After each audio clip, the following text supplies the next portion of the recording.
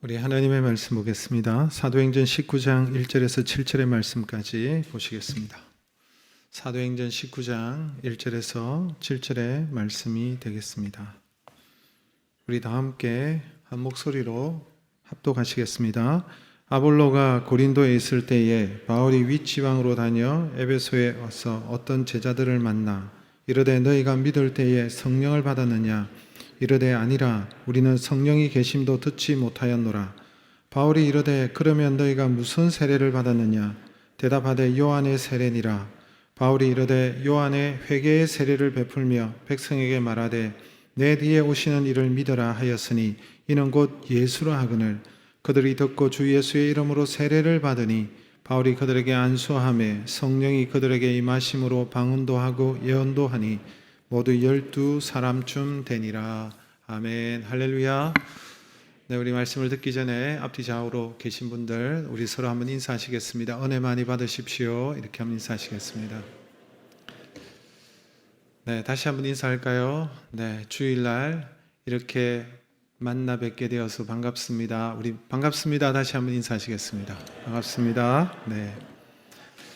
네, 오늘 이렇게 우리 사회적 거리두기 1단계로 완화되면서 오늘 2부 예배 때에 많은 우리 성도님들이 오셨는데 또 아직도 가정에서 또 어쩔 수 없이 예배를 드리는 우리 성도님들과 함께 하나님께서 크신 은혜로 또 함께 해주셔서 한 주간도 우리가 승리하고 코로나19 가운데서 다시 회복되는 그런 모든 주님의 은혜가 우리 가정들마다 임하시기를 주님의 이름으로 축복합니다.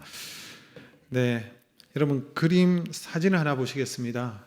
저분이 류 윌리스라는 분인데요. 아시는 분은 계십니까? 류 윌리스. 네, 저분은 변호사였습니다. 변호사였고 나중에 최연소 미국의 장군이 되었다고 합니다.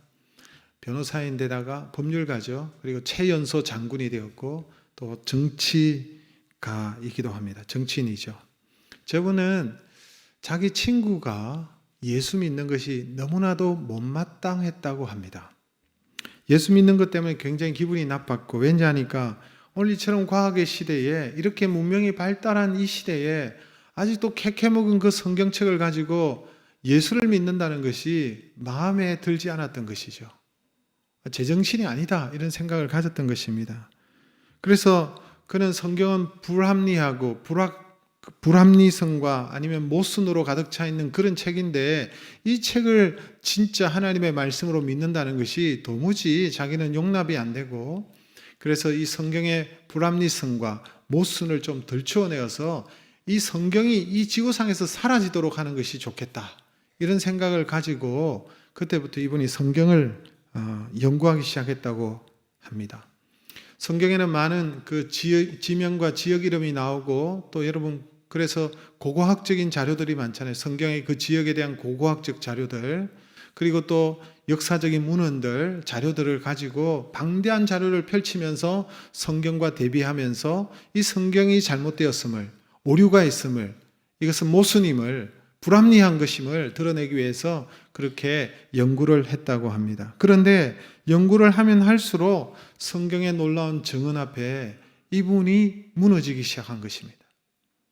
이분이 오히려 성경을 통해서 이 많은 자료들을 통해서 성경과 함께 이렇게 대조하면서 성경을 연구해가면서 성경이 진짜구나, 진리구나, 이것이 하나님의 말씀이 맞구나라는 생각이 들기 시작했다는 거예요. 그래도 이것을 억누르고 성경에 잘못된 것을 불합리한 것과 모순을 찾기 위해서 그렇게 예를 쓰고 그렇게 연구를 하는 것을 계속 진행하다가 결국은 여러분 자신이 그런 잘못된 것을 지적하고 책으로 엮어서 성경은 잘못된 것이다라고 알리려고 했는데 그것을 쓰다가 그냥 붓을 꺾어버렸다는 거예요.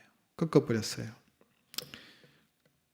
그리고 난 다음에 그는 그처럼 자신이 거부했던 이 성경을 자신이 그처럼 거부했던 예수 그리스도를 인격적으로 만나게 된 것입니다. 마치 사도 바울이 다메섹 도상에서 예수님을 만났던 것처럼 이분이 예수님을 만나게 된 것입니다. 그리고 예수님을 깊이 사랑하게 되었다고 합니다. 그는 새롭게 발견한 이 예수 그리스도를 위해서 이 복음을 위해서 이제는 내가 헌신해야 되겠다. 오히려 복음을 위해서 예수 그리스도를 위해서 주님을 위해서 이분이 책을 쓰기 시작했습니다. 그 책 이름이 어떤 책이냐 아시는 분들 계십니까? 배너입니다. 배너는 소설이죠. 그리고 또 이게 영화로 나와서 전 세계에 감동을 주게 되었습니다.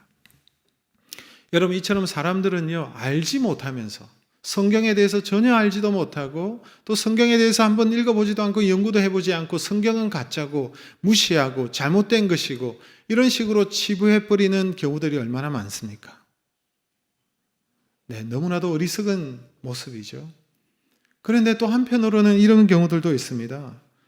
어떤 분들은 예수님을 믿고 예배에 나가고 또 신앙생활을 하는 것처럼 보이는데 그런데 알고 보면 무엇을 믿는지조차도 잘 모르고 성경에 대해서 전혀 잘 모르면서도 자신은 믿는 자고 성도고 그리스도인이다라고 생각하고 착각하며 살아가는 사람들도 또 많다는 사실입니다.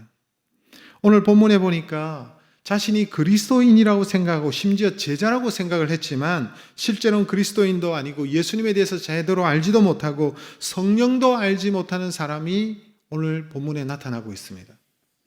그러니까 다시 말하면 여러분, 하나님을 아버지라고 부르고 자신을 하나님의 자녀라고 생각하지만 사실은 하나님의 자녀가 아닌 분들이죠. 하나님의 자녀가 아니에요. 그렇다고 전혀 하나님과 관계가 없는 것도 아니고 하나님을 알고 예배하고 교회에 나오고 봉사도 하고 헌신도 하는데 사실은 그렇게만 하지 실제로는 하나님의 자녀가 아닌 것이죠. 어떤 목사님은 이분들에 대해서 참 재밌는 표현을 했습니다. 여러분, 그렇다고 이분들이 교회도 나오고 잘 모르지만 교회도 나오고 예배도 드리고 하는데 또 관계가 없는 것은 아니잖아요. 그러니까 어느 목사님이 이분들을 어떻게 부를까 생각하다가 이분들은 하나님의 조카들이다. 하나님의 자녀는 아닌데 조카다. 이런 식으로 재미있게 표현하기도 하더라고요. 오늘 본문의 배경은 여러분 우리가 이렇습니다. 바울이 2차 선교여행을 마치고 이제 안디옥으로 들어갔죠. 안디옥에서 자신이 파송받았던 안디옥 교회에 들어가서 거기 유하다가 회복이 되어서 얼마 있지 않아서 다시 3차 선교여행을 떠나게 됩니다. 여러분, 사도행전 18장 23절 보면 이제 3차 전도여행을 떠나면서 어디를 거쳐 가느냐, 우리 같이 한번 읽어볼까요? 갈라디아와 부르기아 땅을 차례로 다니며 제자를 굳건하게 하니라. 여러분, 두 번째 그림도 한번 보겠습니다. 오늘 지도 그림을 다시 한번 보면 3차는 어떻게 가느냐? 갈라디아와 부르기아 지역을 거쳐서 어디에 도착합니까? 에베소에 도착하죠. 저기 갈라디아 부르기아 지역은요, 사도 바울이 이미 1차 전도여행 때, 2차 전도여행 때 복음을 전해서 그곳에 교회들이 세워졌는데 그 교회들을 재방문하면서 그들의 믿음을 굳건하게 하고 위로하고 격려하고 그래서 이제 에베소 지역에 갔다는 것이죠. 에베소 지역도 사실은 사도 바울이 지난주에 갱그리아에서 하나님 앞에 서원한 것이 있기 때문에 머리를 깎았다라는 표현이 있잖아요. 그래서 갱그리아에서 머리를 깎고 안디옥 자신을 파송했던 그 교회로 돌아가면서 어디를 들러서 돌아갔습니까? 에베소라는 지방을 들러서 갔잖아요. 거기서 회당에 들어가서 유대인들을 중심으로 복음을 전하고 그 복음을 받아들이고 은혜를 깨달은 자들이 더 머물기를 바랬지만 거절하고 하나님의 뜻이면 다시 하나님께서 우리는 다시 만날 것이다 하고는 안디옥으로 돌아갔잖아요. 그런데 3차 전도여행을 떠나면서 이제 그 갈라디아와 부르기아 지역을 거쳐서 에베소라는 지역을 다시 방문하게 되었습니다. 그런 가운데 하나님의 인도하심을 따라서 이들을 다시 만났죠. 만났는데 에베소에서 믿는다고 하는 어떤 사람들을 만난 거예요. 오늘 본문에 보니까 자신들을 제자라고 또 합니다. 그런데 분명히 제자라고 불려지며 또 교회의 일원인 것처럼 보이는데 사도 바울이 보니까 뭔가 부족한 거예요. 좀 이상한 거예요, 이분들을 보니까.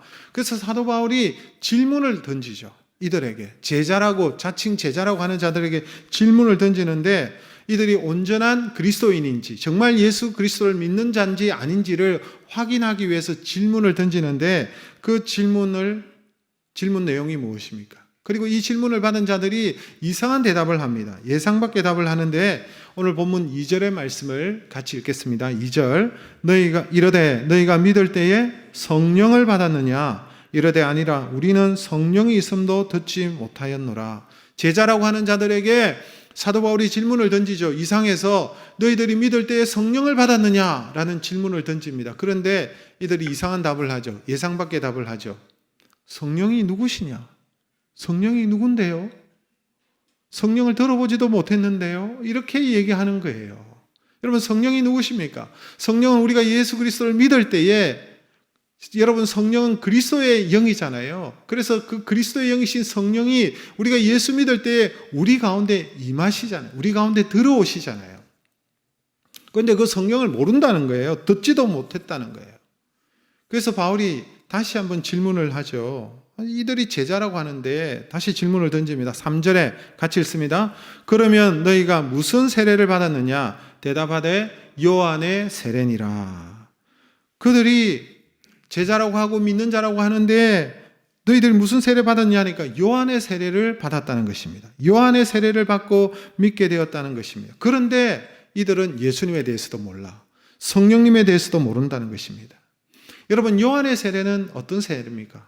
요한은 누구를 말하는 것이죠? 요한도 여러 명이 있는데 세례 요한이죠. 세례 요한. 여러분, 세례 요한의 세례, 요한의 세례는 한마디로 어떤 세례입니까?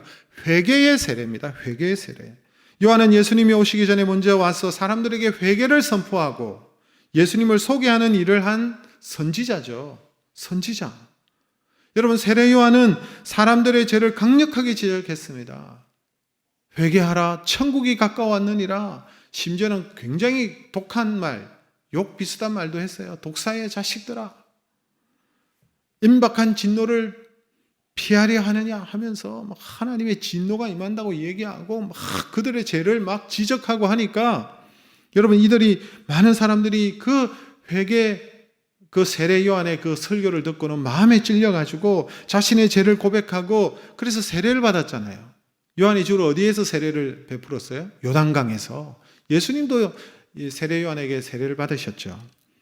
여러분, 그래서 이 사람들이 세례를 받고 이제는 내가 제대로 살아야 되겠다. 이제는 이전의 삶을 살지 않고 죄 짓는 삶 살지 않고 내가 바로 살아야 되겠다. 그래서 베풀어 준 세례가 여러분 요한의 세례였습니다. 회개의 세례였죠. 아마도 이 에베소에서 만났던 이 사람들은, 제자라고 하는 이 사람들은 아마 요한의 세례를 받고 그 영향을 받고 믿음 생활을 한 사람들이었는데, 문제는 이들이 삶의 회개는 있었지만 예수님을 몰랐다는 거예요. 예수님을 영접하지도 않았다는 것입니다. 그러는 믿는다고 생각하고 교회의 일원이라고 생각하고 제자라고 생각하지만 여러분, 예수 그리스도를 믿지도 않았고 그러니까 하나님의 자녀가 아니죠. 여러분, 오늘날도 교회 출석하면서 이런 분들이 꽤 많이 있습니다. 자신이 분명히 이대로 살아서는 안 되겠다는 그런 마음이 들어가지고 그래서 종교를 가져야 되겠구나, 종교에 의지해야 되겠구나, 그래서 여러분 교회에 나오는 분들이 있어요. 또 혹은 또 어떤 사람은 내가 좀 바르게 살아봐야지, 내가 이대로 살면 안 되고 좀 더 나은 삶, 가치 있는, 의미 있는 삶을 살아야지, 그런 생각이 들어서 교회에 오시고 여러분 믿음 생활하고 예배를 드리는 분들도 간혹 있습니다. 혹은 자신의 어려운 문제, 자신의 힘으로는 도무지 해결되지 않는 이 문제를 해결하기 위해서 질병의 문제, 가정의 문제, 자신의 이 어떤 정신적인 문제, 이런 문제를 해결하기 위해서 교회에 나오시는 분들도 있어요. 그런데 문제는 이분들이 예배의 자리에 나와 있지만 여러분, 예수님과 관계없이 하나님의 자녀가 되지도 못하고 그냥 종교인으로, 그냥 교회를 다니고 출석하는 정도의 종교인으로 그렇게 교회에 출석하시는 분들도 있다는 사실입니다. 그래서 저는 목회자잖아요. 목회자고 목사고 말씀을 가르치는 사람인데 저는 늘 이런 고민이 있습니다. 우리 교회 성도님들은 다 예수 그리스도를 믿을까? 예수님과 정말 예수 그리스도를 믿고 진정한 그리스도인일까? 아니면 그냥 교회만 왔다 갔다 하고 출석만 하는 그런 분이 아닐까? 거기에 대한 염려가 있어요. 예수님을 믿고 영접해야 하나님의 자녀가 됐고 구원을 받는 것인데 여기에 대한 관심이 저에게는 있습니다. 우리 성도님들은 과연 다 예수 믿는 사람들일까? 아니면 그저 종교 생활하고 그냥 주일날이면 누군가의 도움이 필요하고 의지가 되어서 그냥 교회 나오는 분이 없을까? 여기에 대한 여러분 고민이 당연히 있겠죠.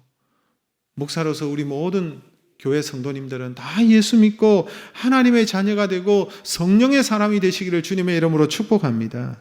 이게 여러분 제가 목회하는 핵심이에요. 이 핵심이 빠지면 껍데기잖아요. 예수 그리스도를 모르고 구원을 받지 못하고 하나님의 자녀가 아니면 여러분 이게 다 그냥 껍데기잖아요. 이게 중요하기 때문에 그래요. 그래서 오늘은 사도 바울이 너희가 믿을 때에 성령을 받았느냐 이 질문을 가지고 우리 자신들을 한번 살펴보기를 원합니다. 이 질문은 기독교 신앙의 핵심을 묻는 질문이에요. 여기는 크게 두 가지 의미를 담고 있습니다. 이 의미를 우리가 살펴보면서 진지하게 우리 자신들을 돌아보면서 정말 내가 정말 그리스도인인지 믿음의 사람인지 내가 정말 성령의 사람인지 우리 자신들을 한번 살펴보면서 우리의 믿음을 점검하고 다시 하나님 앞에서 바로 서는 그런 귀한 은혜가 있기를 간절히 소원합니다. 여러분 믿을 때에 성령을 받았느냐 이 말의 첫 번째 의미는 무엇입니까? 정말로 예수님을 구세주로 영접했느냐 이 말입니다. 너희가 믿을 때 성령 받았냐 이 말은 진짜 예수 그리스도를 영접했느냐. 여러분 사도 바울이 이 세례 요한 이 회개의 세례를 의미하는 이 세례 요한의 세례를 받았다고 얘기하니까 이 세례 요한이 그렇다면 세례를 베푼 진짜 이유가 뭔지 가르쳐 주는 거예요. 그들에게 세례 요한이 왜 회개의 세례를 왜 이 세례를 너희들에게 베풀었는지 아느냐 그 의미를 지금 설명하는 거예요. 왜 여러분 회개의 세례를 베풀었을까요? 오늘 바울이 이렇게 얘기하고 있습니다. 4절의 말씀을 보세요. 같이 읽습니다. 바울이 이르되 요한이 회개의 세례를 베풀며 백성에게 말하되 내 뒤에 오시는 이를 믿으라 하였으니 이는 곧 예수라 하거늘. 세례 요한의 사명이 무엇입니까? 세례 요한은 회개의 세례를 베풀었는데 회개의 세례를 베푼 이유는 누구를 소개하기 위해서? 예수님을 소개하기 위해서 그렇죠. 진짜 우리의 모든 죄를 해결해 주시는 한 분을 소개하는데 그분이 바로 예수님이라는 거예요.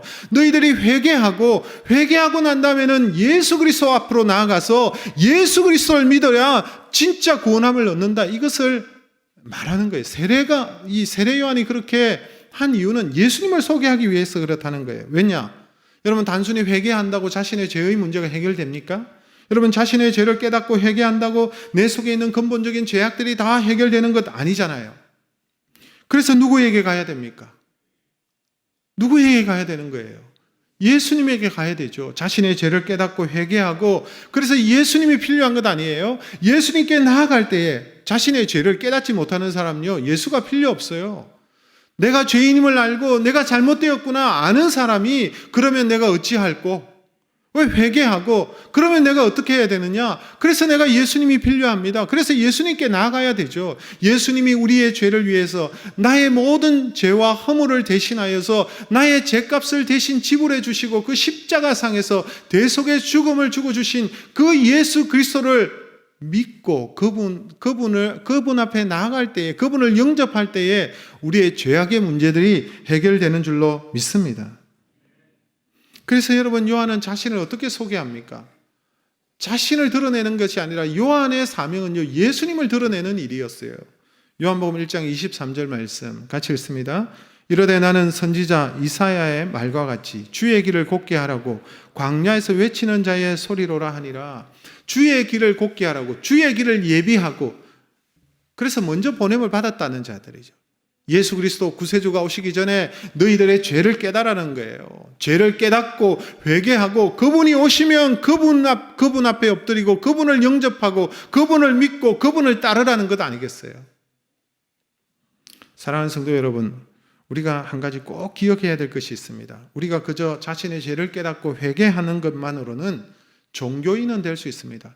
다른 종교도 마찬가지 아니에요? 다른 종교도요. 자신의 죄인임을 알기 때문에 여러분 회개하고 깨닫는 거예요. 그런데 여러분 종교인은 될 수 있지만 그것으로는 완전히 우리의 죄 문제를 해결할 수 없어요. 더 나아가야 되는 것입니다. 하나님의 자녀가 되고 여러분 참 우리의 죄 문제가 해결되기 위해서는 바로 예수님께 나아가야 돼요. 우리 스스로의 힘으로는 이 죄의 문제를 해결할 수 없기 때문에 물론 자신의 죄를 인정하고 회개하는 것이 출발입니다. 이 출발이 있어야만 되는 거예요. 그러나 진정한 죄사함은 자신의 죄를 깨닫고 회개할 뿐만 아니라 우리의 죄를 위하여 십자가에 죽으신 예수 그리스도를 믿고 영접할 때에 우리의 죄악의 짐들이 풀려지는 거예요. 죄짐이 여러분 풀려서 떠나가게 되는 줄로 믿습니다. 그래서 여러분 우리는 세례 요한의 세례를 받는 것이 아니라 이제는 누구의 세례를 받아요? 예수 그리스도의 이름으로 세례를 받는 것 아니겠어요? 그렇죠? 여러분 사도행전 2장 38절의 말씀을 같이 읽습니다. 베드로가 이르되 너희가 회개하여 각각 예수 그리스도의 이름으로 세례를 받고 죄의 사함을 받아라. 그리하면 성령의 선물을 받으리니. 보세요. 구원은 어떻게 임합니까? 우리의 죄 문제는 어떻게 해결됩니까? 죄를 깨닫고 회개하고 그리고 난 다음에 어떻게 해요? 예수님을 구세주로 영접하는 것입니다. 예수님을 구세주로 영접할 때 나의 죄의 문제를 해결해 주시는 주님이신 줄 우리가 믿을 때에, 그 십자가와 부활을 믿을 때에 여러분 우리가 비로소 우리의 죄 문제가 해결되는 거예요. 그리고 성령이 우리 안에 오셔서 내주하시는 것이죠. 우리 안에 거하시는 것이죠. 그럴 때 비로소 우리가 그리스도인이 되고, 그리고 성령께서 우리를 하나님의 자녀로 뭐 해주세요? 인쳐주시는 거예요. 도장을 콱 찍어주시는 거예요. 우리 눈에 보이지 않지만 우리는 성령으로 말미암아 인을 받은 자인 줄로 믿습니다. 하나님의 자녀로서 도장 찍어주신 거예요. 인을 쳐주신 거예요. 하나님의 소유고 하나님의 자녀라고. 여러분 요한복음 1장 12절 우리가 너무나 잘 알죠. 영접하는 자 곧 그 이름을 믿는 자들에게는 하나님의 자녀가 되는 권세를 주셨으니, 예수 그리스도를 영접하고 믿는 자들에게 하나님의 자녀가 된다는 거예요. 이 사도 바울의 설명을 듣고 난 다음에 자신들이 제자라고 얘기하고 믿는 줄 알았는데 이들이 깨닫고 어떻게 합니까? 세례를 받게 되죠. 다 세례를 받습니다. 예수님의 이름으로 세례받죠. 오늘 본문 5절에 보니까 그들이 듣고 주 예수의 이름으로 세례를 받으니. 사랑하는 성도 여러분, 저와 여러분이 이 자리에 있기까지 여기에 앉아서 우리가 예배 드리는 거 쉬운 일이 아니었습니다. 내가 죄인임을 인정하고 나의 한계를 인정하고 좀 더 의미 있고 가치 있는 그런 삶을 살기로 갈망하는 자들, 정말 여러분 진정한 진리가 무엇인지 구도자의 자세를 가지고 그 진리의 길을 찾는 자들이 이 자리에 와 있는 거예요. 그러나 여기에 머무르면 종교인 정도밖에 되지 않지만, 여러분 단순히 요한의 세례에 지나지 않지만, 여러분 우리의 근본적인 문제를 해결하기 위해서는 바로 그리스도인이 되어야 되고 하나님의 자녀가 되어야 되는 것입니다. 그래야 하기 위해서는 우리가 회개하고 예수 그리스도의 이름으로, 예수 그리스도를 믿고 예수 그리스도의 이름으로 세례를 받아야 될 줄로 믿습니다. 그럴 때 여러분 우리 가운데 놀라운 일이 일어나지 않습니까? 우리의 죄 문제가 해결이 되고 성령님이 오셔서 내 안에 내주하시고 우리가 하나님을 아버지라 부르는 하나님의 자녀가 되고, 또한 우리의 삶에 여러분 새로운 삶이 펼쳐지는, 우리는 새로운 피조물이 되어지는 줄로 믿습니다. 완전히 새롭게 되는 것이죠. 예수 밖에 있는 삶과 예수 밖에 있는 삶은 여러분 죽음이요, 심판이요, 저주요, 그 자신의 죄로 말미암아 멸망할 수밖에 없지만, 예수 그리스도 안에 있는 자들이 여러분 그 죄와 죽음의 문제가 해결되고 하나님의 자녀로서 완전히 새로운 삶을 살아가게 될 줄로 믿습니다. 여러분 두 번째로 우리가 믿을 때, 너희가 믿을 때 성령을 받았느냐 이 말의 의미는 예수님을 구세주로 영접했느냐, 진정으로 이 말의 의미를 담고 있을 뿐만 아니라 또 한 가지 의미를 가지고 있는데, 예수님을 주인으로 모시고 살아가고 있습니까? 이 말이에요. 너희가 믿을 때 성령을 받았느냐 이 말은 예수님을 주인으로 영접하고 주인으로 모시고 살아가느냐. 여러분 성령은 어떤 영이십니까? 성령은 어떤 영이세요? 맞습니다. 예수 그리스도의 영이에요. 우리는 성령 하니까 거룩한 영, 진리의 영 다 맞습니다. 그런데 성령은 예수 그리스도의 영입니다. 그래서 우리가 예수를 믿을 때에 여러분 성령이 임하시는 것이죠. 그래서 여러분 성령 받았느냐 이 말은 여러분 안에 예수의 영이 있느냐, 여러분 성령님이, 예수님이 임하셔서 너 인생의 주인이냐 이 말의 의미를 가지고 있는 것입니다. 제가 질문할까요? 여러분 안에 성령님이 거하십니까? 네, 아멘 하시는 분들 너무 참 듣기가 좋은데요. 혹시 이런 분들 계시지 않나요? 대답하기에 힘든 분들. 내 안에 정말 성령님이 계셔? 대답하기 힘든 분들 없으세요? 성령님이 내 안에 계신가? 안 계신가? 헷갈리시는 분들 없으세요? 제가 다시 하나 질문할게요. 조금 바꾸어서. 예수님이 여러분의 삶에 주인이 되십니까? 여기에 분명한 대답, 네 하시거나 아멘 하시는 분들은 분명하게 성령님이 여러분 안에 내주하고 계십니다. 여러분, 성령이 내 안에 계신지 안 계신지는 내가 잘 몰라도 왜 그렇습니까? 성령님은 내 눈에 영이신데 내 눈에 보이지도 않고 여러분 만져지는 것도 아니고 느끼지 못할 수가 있어요. 그런데 성령이 예수님이 내 인생의 내 마음의 주인이신가 아니신가? 생각해 보세요. 주인 맞으세요? 예수님이 내 인생의 주인이다. 내 마음의 주인이다. 여러분, 우리가 판단할 수 있습니다. 진짜 주인이신지 아닌지. 성경은 이렇게 말씀하고 있잖아요.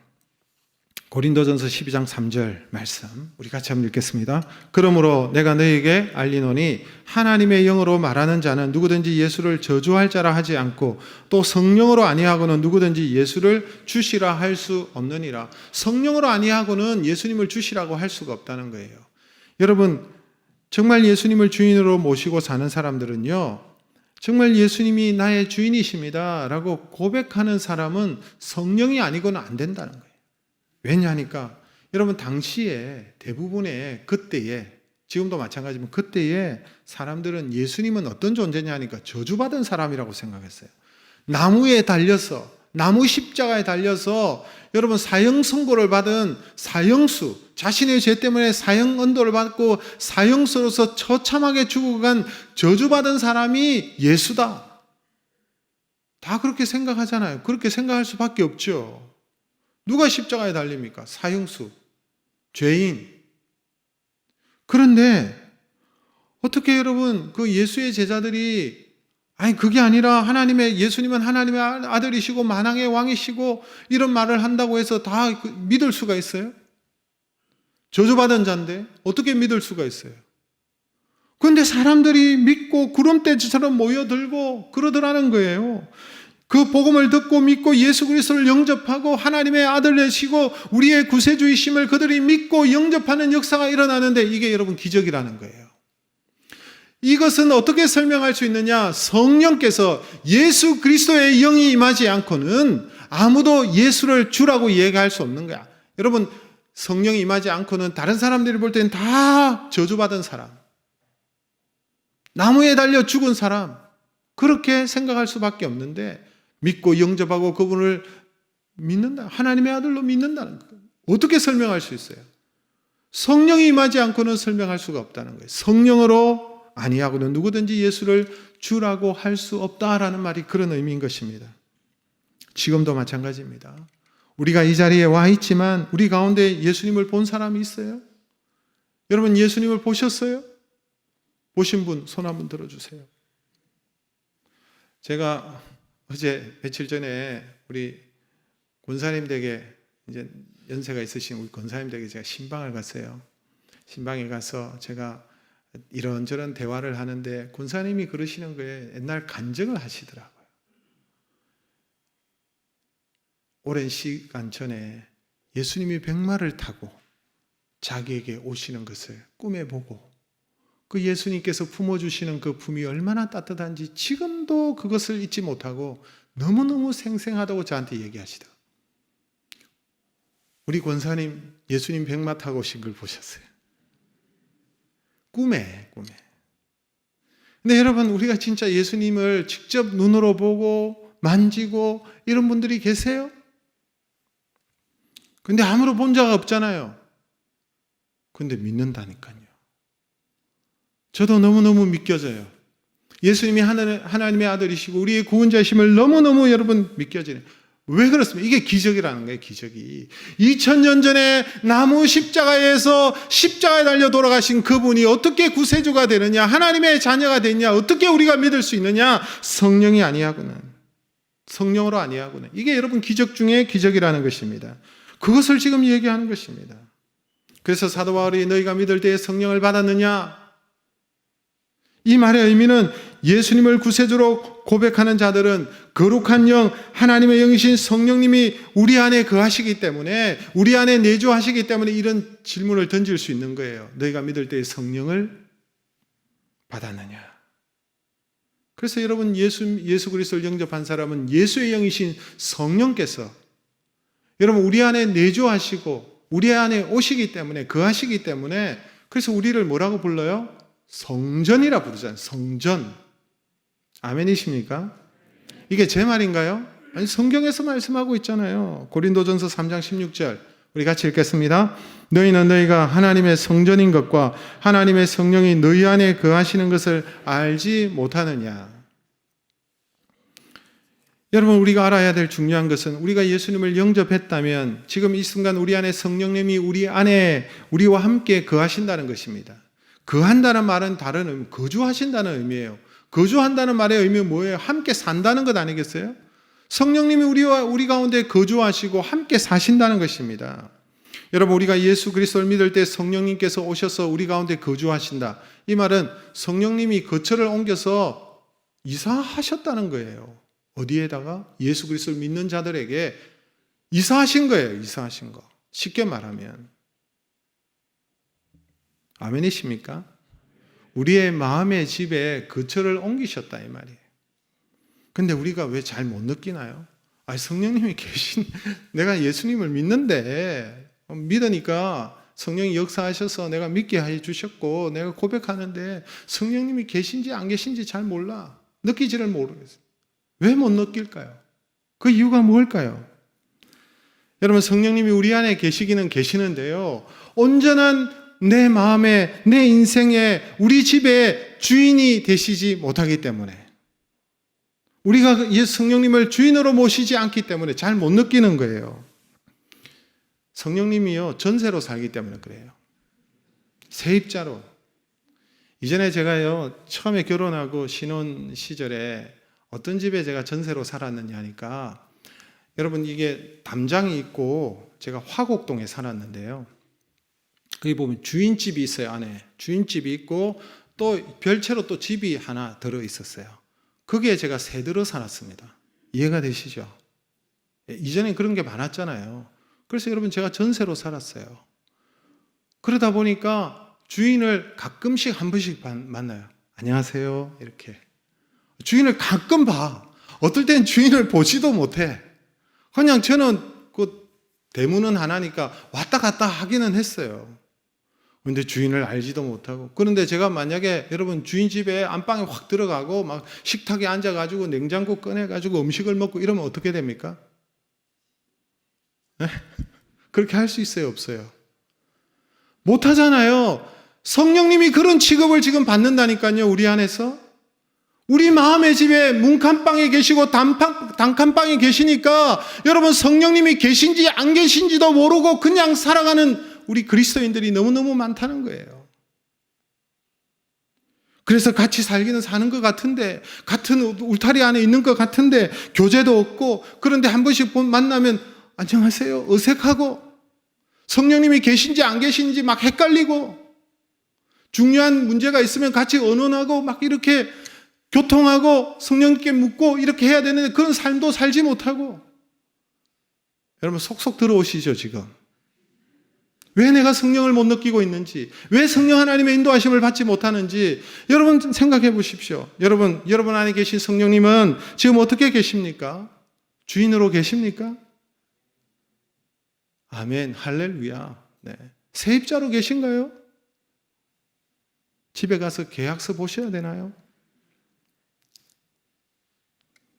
여러분, 성령 충만이 무엇입니까? 성령 충만은요, 우리 안에 계신 성령님이 온전히 주인이 되시는 것을 말하는 거예요. 완전히 우리를 차지하시고 독차지하시는 것을 말하는 거예요. 그게 바로 성령 충만입니다. 성령 충만은 뭐 그냥 기분에 막 갑자기 뜨거워지고 막 불같이 막 뜨거워지고 이런 게 성령 충만이라고 생각할 수도 있지만, 물론 성령이 임하시면 그렇게 임하실 수도 있지만, 성령 충만이라는 것은 성령님이 온전히 우리의 주인이 되셔서 우리를 다스리시고 우리를 이끌어 가시는 상태. 여러분, 우리가 이 땅에 살아갈 때 우리가 승리하고 여러분 힘 있는 인생이 되려면 그냥 나의 힘으로 살아서는 안 돼요. 그냥 성령님과 대문하고 한 번씩 인사 정도 하고 안녕하세요 손 흔들고 이런 정도로서는 우리가 여러분 절대로 우리의 힘으로는 이 땅에서 승리하는 삶을 살 수가 없어요. 믿으십니까? 우리가 여러분 이런 경험들 많잖아요. 경험들. 정말 성령님을 그냥 문 밖에 세워두는, 우리 예수님을 문 밖에 세워두는 그런 우리의 삶을 살아갈 때가 얼마나 많습니까? 여러분, 성령님이 여러분 우리 마음의 주인이 되시고 집주인이 되시면 어떤 일이 일어날까요? 성경은 보니까 두 가지 일이 일어나고 있어요. 여러분 첫째는 성령님이 우리에게 영적인 선물을 주세요. 영적 선물. 영적인 선물 다른 말로 은사입니다. 은사는 선물이에요. 은사를 다른 말로 선물인데 여러분 성경에 보니까 즉시 성령의 은사들이 나타납니다. 오늘 본문 6절을 보세요. 같이 읽습니다. 바울이 그들에게 안수하며 성령이 그들에게 임하심으로 방언도 하고 예언도 하니 여러분 보세요. 성령이 임하시니까 성령께서 은사를 주시고 선물을 주시죠. 방언도 하고 예언도 하고 막 그래 돼요. 그래서 그러면은 성령이 임하시면 막 방언하고 예언하겠네. 방언 아시죠? 네. 샬랄랄랄라 샬랄랄라 뭐 이런 방언이 막 나오고 그런 걸 말하는 걸까요? 물론 그럴 수 있어요. 근데 여기서 말하는 방언은 그런 의미가 아니라 어떤 의미일까요? 영의 세계가 열리는 거예요. 영의 세계가. 여러분 방언은 다른 것이 아니라 하나님과 교통 아닙니까? 저도 대학생 때 방언 받았어요. 방언 받고 난 다음에 막 방언으로 기도하니까 막 새롭고 신기하고 그러니까 제가 뭐 대단한 사람이 된 것처럼 느껴지고요. 기도실에 들어가서 이렇게 방언으로 기도하면요. 정말 시간 가는지도 모르겠고 막 뜨겁게 막 온몸에 땀이 나도록 막 그렇게 기도하고 그러면 제가 굉장히 신령한 사람이 된 것처럼 착각할 때가 많았어요. 근데 그게 아니에요. 여러분 방언이라는 것은 무엇입니까? 하나님과 나와 교제하는 거예요. 하나님과 나와 대화하는 것이잖아요. 영의 대화잖아요. 대화는 교통하는 거예요. 꼭 여러분 방언으로 하지 않아도 그래서 어떤 오순절 계통의 어떤 교단들은 무조건 예수 믿을 때에 예수님을 영접할 때 방언 안 받으면 안 된다. 방언 받아야 된다. 그래서 방언을 강요하고 이런 교단들도 있는데 사실은 그게 아니에요. 제가 아는 여러분 정말 훌륭하고 정말 인격적이고 믿음이 좋으신 분들 방언 못 하시는 분 많아요. 목사님들 가운데서도. 여러분 돌아가셨지만 우리가 존경하는 옥하는 목사님 여러분 방언 못 받았어요. 여러분 이 뭘 의미하느냐니까 바로 영적인 은사를 주시는 영의 세계가 열리는 거예요. 성령께서. 예언은 무엇입니까? 예언은 하나님께서 나에게 들려주시는 말씀 아닙니까? 하나님께서 나에게 주시는 말씀. 하나님께 주시는 말씀을 여러분 예언이라고 할 수 있는데 여러분 주일날 목회자를 통해서 오늘 주일날 말씀을 통해서 저를 통해서 하나님의 음성을 듣는 줄로 믿습니다. 저를 왜 세웠습니까? 하나님께서 말씀을 가지고 성도들에게 하나님의 말씀을 전해라고 하기 때문에 서 있는 거예요. 목사의 가장 중요한 부분은 이것입니다. 근데 우리가 예언이라고 하니까 며칠 어느 날 너 조심해 그날 있어 이렇게 자꾸만 예언을 생각하시는데 그게 아니에요. 우리가 여러분 성령 충만하게 되면요 하나님과 교통하게 되고 여러분 하나님과 교제하게 되고 하나님과 대화하게 되면 자연스럽게 뭘 알아요? 하나님의 뜻을 알게 되죠. 하나님의 뜻이 나를 향한 하나님의 뜻이 무엇인지 알게 되기 때문에 하나님의 뜻 앞에 내가 순종하며 살아가는 거예요. 아멘이십니까? 여러분 이게 바로 성령이 임할 때 우리가 예수 그리스도를 믿을 때에 여러분 교통과 교제가 나타나고 예수님이 우리 삶의 주인이 되실 때에 그래서 주의 음성을 듣게 되고 그 말씀 앞에 순종하면서 살아가는 것을 말하는 거예요. 두 번째로 여러분 성령님이 여러분 주인이 되시고 예수님이 주인이 되시면 어떤 일이 일어나느냐? 성령의 열매를 맺게 되어져 있습니다. 여러분 성령님과 같이 동행하고 살다 보면 영향을 받잖아요. 같이 거주하고 함께 하는데 영향받게 되죠. 하나님의 인격과 성품을 닮아가게 되는 것입니다. 그게 바로 성령의 열매예요. 다른 게 아니라. 여러분 아이들이 부모를 닮잖아요. 아이들이 부모를 식성도 닮아요. 나중에 보면 아이들이 어릴 때 여러분 그 매운 음식 못 먹잖아요. 그런데 부모님이 매운 음식을 잘 드시고 좋아하시는 분들은 나중에 매운 음식을 자식도 여러분 그 음식을 잘 먹게 되고 닮아가게 되고 그것을 찾게 되고 그래요. 저도 여러분 가끔 저희 어머님 집에 가면 어머님이 해주시는 음식이 너무 맛있어요. 왜냐하니까 제 혀가 기억을 해요. 식성을 닮아가요. 그게 너무너무 맛있는 거예요. 이상하게 맛있어요. 닮았기 때문에. 부모를 닮아갑니다. 함께 살면 닮아갑니다. 성령님도 마찬가지로 우리가 성령님과 함께 거주하고 내주하고 이렇게 살다 보면 성령님을 닮아간다는 것은 그분의 성품을 닮는데 그게 바로 성령의 열매입니다. 성령의 은사는 우리가 예수 그리스도를 믿을 때에 하나님께서 선물로 주시고 또 성령과 함께 내주하고 살아갈 때 성령의 열매가 우리의 삶 가운데 맺히게 되는 것입니다. 마찬가지로 성령을 주인으로 모시고 살아가면 성령을 닮아가는 거예요. 여러분 갈라디아서 5장 22절 23절 같이 읽겠습니다. 오직 성령의 열매는 사랑과 희락과 화평과 오래 참음과 자비와 양성과 충성과 온유와 절제니 이 같은 것을 금지할 법이 없느니라. 성령과 함께 대화하고 교제하고 살아가면 점점점 이런 성령의 열매들을 맺어가는 것입니다. 저는 이 자리에 계신 우리 모든 성도님들이 한 분도 빠짐없이 예수 그리스도를 구주로 이미 영접하신 줄로 믿습니다. 그래서 하나님의 자녀고 구원받은 하나님의 백성이고 인침을 받은 하나님의 자녀인 줄로 믿습니다.